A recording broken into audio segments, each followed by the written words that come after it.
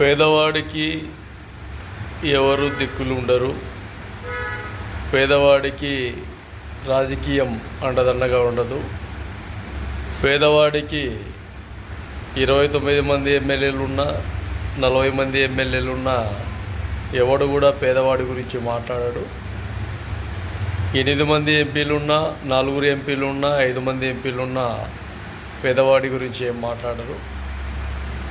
సామాజికంగా ఎవరైతే చులకన భావంతో రాష్ట్రంలో ఉండారో వాళ్ళ తరపున మాట్లాడే నాయకత్వము ఒక్క కుల సంఘాలు మాత్రమే.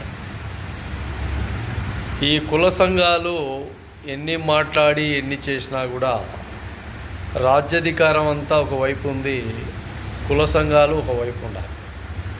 కాబట్టి స్పీకర్లు, ప్రోటెం స్పీకర్లు, డిప్యూటీ స్పీకర్లు కూడా నేడు ఈ పేద సామాజిక వర్గాలను అవమానిస్తున్నాయి అంటే దానికి ఎంతవరకు ప్రభావం, ఎంతవరకు అవమానమో మరి పేద వ్యక్తుల జీవనం మీద, జీవితాల మీద, చెంపల మీద దెబ్బలు పడుతున్నాయి, దెబ్బలేస్తున్నారు అంటే అయ్యన్న పాత్రుడు ఒక స్పీకర్, ఆంధ్రప్రదేశ్ శాసనసభ ఒక కార్యక్రమంలో డప్పు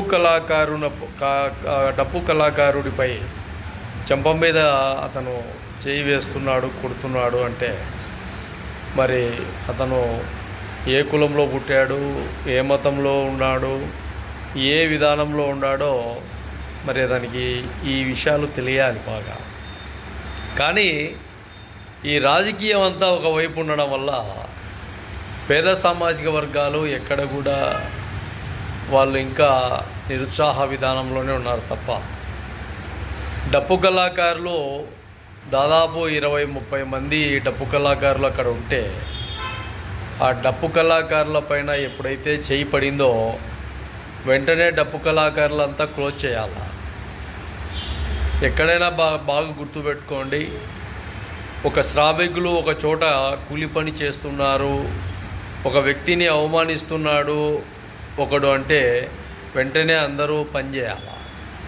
అదేవిధంగా ఒక కర్మాగారంలో, ఒక విధానంలో ఎక్కడైనా కానీ ఎవరైనా కానీ వర్క్ చేసేటప్పుడు కార్మికులు కావచ్చు, శ్రామికులు కావచ్చు, కర్షకులు ఎవరైనా కానీ ఒక వ్యక్తిని అవమానిస్తే మిగతా వ్యక్తులందరూ చూస్తూ ఉండకూడదు.